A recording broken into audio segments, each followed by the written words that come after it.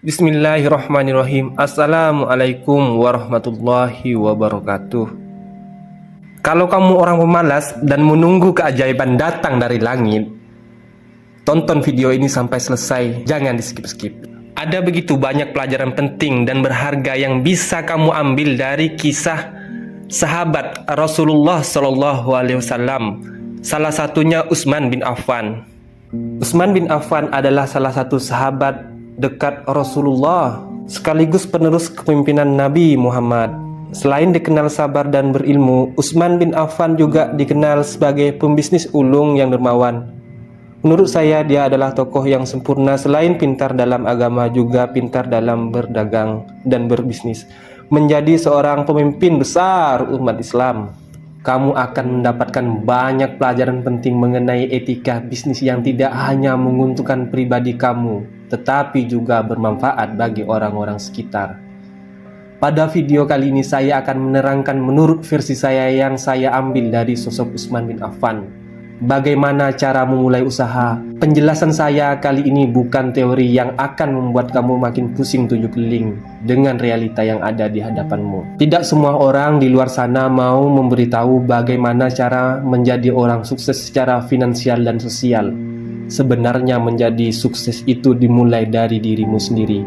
Kalau kamu mau berguna untuk orang lain, maka kamu harus berguna untuk pribadimu sendiri, baru untuk orang lain. Cara ini saya tujukan hanya untuk orang-orang yang bermental tempe. Ayolah semangat kawan, mulailah hidupmu lebih keren dan berarti untuk pribadimu dan orang lain. Dengan niat yang tulus usaha di awal, maka kamu akan semangat dalam berusaha.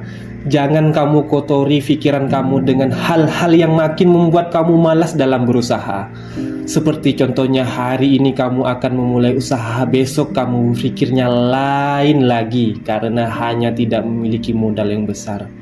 Usaha bukan tentang uang, seberapa besar modal yang harus kamu keluarkan. Apabila belum mempunyai modal untuk memulai bisnis usahamu, ikutlah orang dulu. Bisa menjadi kuli buruh. Kumpulkan pengalaman sebanyak-banyaknya. Siapa bilang menjadi kuli atau buruh tidak bisa menjadi orang sukses? Maka kamu salah dalam berpikir, karena pengalaman yang akan membuat kamu sukses. Jalanilah apa yang kamu niatkan di awal. Di seiring perjalanan kamu akan menemukan cara kamu sendiri dalam melakukan usaha. Kamu diberi fisik yang sempurna, akal dan pikiran. Untuk apa? Tentunya untuk dipergunakan. Dalam akal dan pikiran itu ada namanya energi positif yang akan membangkitkan stamina, tenaga dan pikiran. Makanya berpikir itu harus dengan pikiran yang bersih. Dalam memulai usaha, kamu jangan berpikir bagaimana mendapatkan untung yang besar. Mulailah jalani. Dan kamu catat kegiatan usaha kamu sehari-hari selama kamu melakukan usaha. Karena begini, apabila kamu mulai usaha kamu sendiri dengan cara kamu sendiri, maka kamu akan menemukan yang namanya jati diri. Kedua, dengan semangat kerja keras. Semangat juga ada di dalam diri kita, bukan berada di orang lain. Dengan cara kamu melihat orang-orang terdekat kamu yang harus kamu bahagiakan, yang harus kamu banggakan, yang harus kamu hidupkan. Juga bisa kamu menyadarkan diri kamu, seperti contohnya menyadarkan diri, saya ini orang miskin, saya orang kampung, saya orang susah, saya harus bangkit, saya harus berusaha, saya harus semangat, saya harus bekerja keras. Maka secara tidak sadar kamu akan tergerak semangat kamu dalam memulai usaha. Takut rugi, takut gagal, takut tidak bisa diterima orang ramai dalam membuka usaha. Ingatlah, kita ini dilahirkan tanpa membawa apa-apa.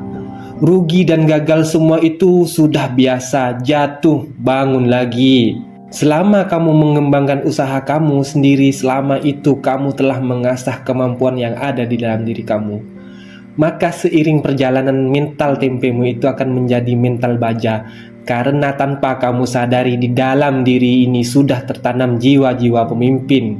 Maka dalam penjelasan kali ini saya akan membawamu berpikir dalam usaha dan mengeluarkan jiwa pemimpinmu, karena dalam usaha itu diperlukan jiwa-jiwa pemimpin yang bermental baja. Ya kawan, memang tidak mudah, mana ada yang instan-instan tiba-tiba ada duit jatuh dari langit. Pastinya ada yang namanya pengorbanan, rintangan, halangan dan cobaan dan ujian. Semua itu adalah perjalanan yang sangat penting yang tidak diajarkan dan tidak akan ditemukan di bangku sekolahan. Karena guru yang paling berharga adalah pengalaman. Masih maukah duduk-duduk menunggu keajaiban datang dari langit yang ada ajal menjemputmu? Tentunya saya bicara seperti ini karena ini yang saya lakukan dan saya alami di dalam hidup. Mulailah usahamu dari yang kecil dulu, kembangkan skill yang ada di dalam dirimu. Ingat, jangan serakah, karena serakah akan membawamu ke dalam kehancuran. Karena pada realitanya hidup adalah bergandengan. Yang ketiga, bersyukur. Selain kerja keras, kamu harus bersyukur dalam melakukan usaha. Jangan kamu tunjukkan keegoisan dan kepintaran diri, karena penyakit manusia adalah ego. Ego dalam usaha itu timbul dan datang jikalau kamu sudah mendengarkan asutan orang lain. Ego dalam usaha itu timbul dan datang jikalau kamu sudah mendengarkan asutan orang yang tidak mengerti dengan apa yang kamu niatkan, kamu lakukan dan kamu kerjakan. Tidak usah dengarkan omongan orang yang akan membuat rontok iman kesabaran kamu, karena hancurnya kesabaran dan ketekunan itu datang dari orang-orang sekitar kamu. Fokuslah dengan niat kamu di awal, karena tidak semua orang mengerti dengan apa yang kamu lakukan. Banyak pengusaha yang tidak bersyukur dengan yang telah didapat. Bahkan banyak pemula yang tidak melayani orang dengan baik hanya karena keuntungan yang diterima kecil. Layanilah, karena itu kunci usaha. Walaupun kamu mendapatkan keuntungan yang sedikit, tetaplah bersyukur dan bersyukur terhadap nikmat yang telah didapat. Keuntungan yang sedikit tersebut lama-lama akan menjadi bukit apabila tekun dan bersyukur. Yang keempat, jujur.